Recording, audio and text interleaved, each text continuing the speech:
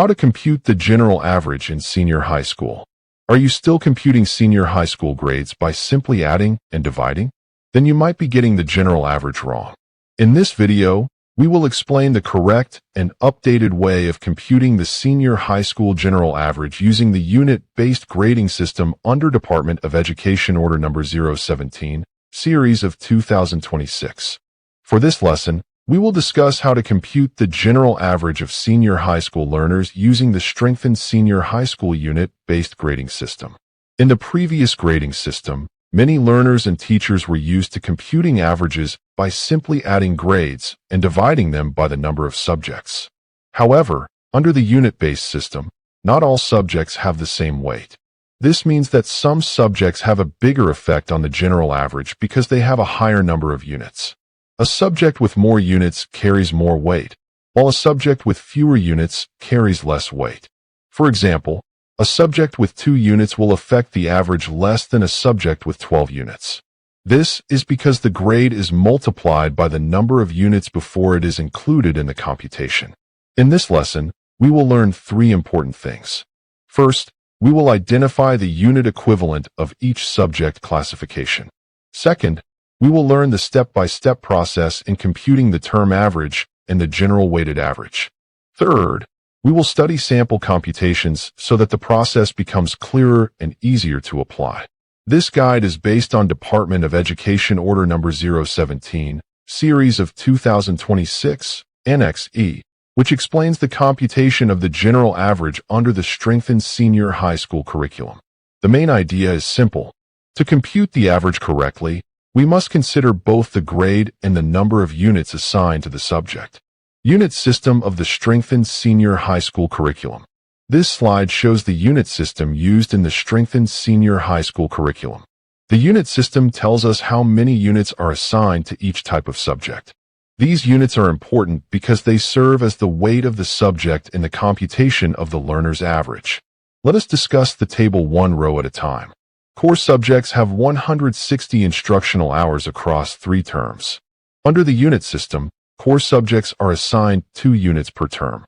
This means that every core subject taken in a term will be counted as 2 units in the computation. Academic electives have 80 instructional hours per term. They are assigned 3 units per term. This means that an academic elective has a higher weight than a core subject because it has 3 units instead of 2 units. Arts electives, specifically arts apprenticeship and creative production and presentation, have 160 instructional hours per term. They are assigned 6 units per term. This means that these arts electives have a stronger effect on the average because 6 units is higher than 2 or 3 units. Technical professional electives in grade 11 have 320 instructional hours across 3 terms. They are assigned 4 units per term. This means that a grade 11 technical professional elective is counted as 4 units in every term. Technical professional electives in grade 12 have 320 instructional hours per term. They are assigned 12 units per term. This is a very important point. A grade 12 technical professional elective has 12 units per term, so it has a very strong effect on the learner's average. The key takeaway from this slide is this. The higher the unit value of a subject, the greater its effect on the learner's average. That is why, when computing the general average, we do not only look at the final grades. We also look at the unit value of every subject. We now shed light on the specific guidelines for computing the term average. This slide explains how to compute the term average. The term average refers to the average of a learner for one specific term. Under the unit-based grading system, the term average is computed using both the grades and the unit values of the subjects taken during the term. There are 4 steps in computing the term average. Step 1. Each subject must be assigned its corresponding equivalent unit per term based on its total instructional hours. This means that before we compute anything, we must first identify how many units each subject has. For example, a core subject may have 2 units, while an academic elective may have 3 units. Step 2. The grade for each subject shall be multiplied by the corresponding number of units per term. This gives us the weighted grade for each subject. The weighted grade is the result when the subject grade is multiplied by the number of units. For example, If the learner's grade in a subject is 80 and the subject has 2 units, the weighted grade is 160. Step 3. The sum of all weighted grades shall be divided by the total number of units earned during the term. This means that after multiplying every subject grade by its units, we add all the weighted grades together. Then, we divide the total weighted grades by the total number of units. Step 4. The resulting quotient shall be the learner's term average, expressed to the nearest whole number. This means that if the answer has a decimal, we round it off to the nearest whole number. For example, if the computed term average is 83.77, it will be reported as 84. The formula may be explained in words like this. The term average is equal to the sum of each final grade multiplied by its term units, divided by the total number of units. Always remember that the term average is not just the simple average of grades.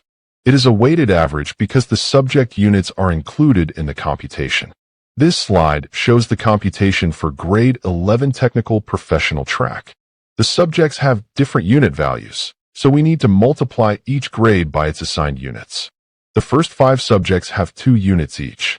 Their weighted grades are obtained by multiplying the final grade by 2. Caregiving has 4 units. Since it has more units, it has a bigger effect on the average.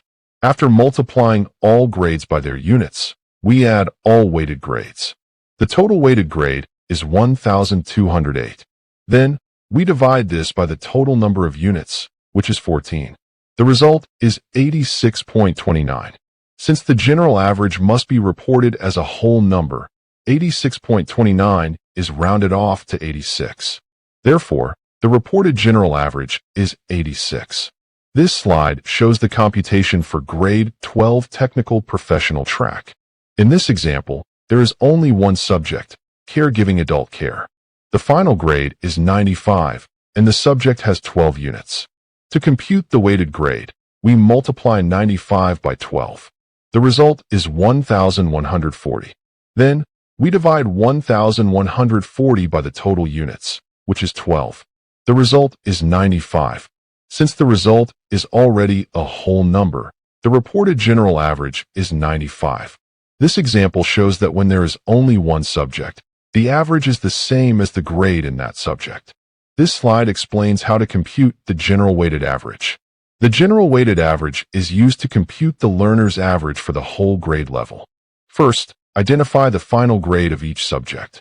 Second, identify the total units assigned to each subject for the year. Third, multiply each final grade by its total units. Fourth, add all weighted grades. Then, divide the total weighted grades by the total number of units earned for the year. The result is rounded off to the nearest whole number. The important idea is that the general weighted average is not a simple average. It is a weighted average because the number of units affects the final result. This slide shows a grade 11 academic track example. The learner has core subjects taken across 3 terms and academic electives taken in different terms. Core subjects have 2 units per term. Since they are taken across 3 terms, each core subject has a total of 6 units for the year. Academic electives have 3 units each. To compute each term average, multiply every grade by its units, add the weighted grades, and divide by the total units for the term. For term 1, the reported average is 82. For term 2, the computed average is 86.46, reported as 86. For term 3, the computed average is 89.07, reported as 89. For the final grade level average, the computed result is 85.84, reported as 86. This shows that grades must always be computed with their corresponding units. This slide shows a grade 12 academic track example. The learner takes academic electives across 3 terms. Each academic elective has 3 units, so all subjects in this example have equal weight. For term 1, the grades are 76, 88, 90, and 93. The average is 86.75, reported as 87.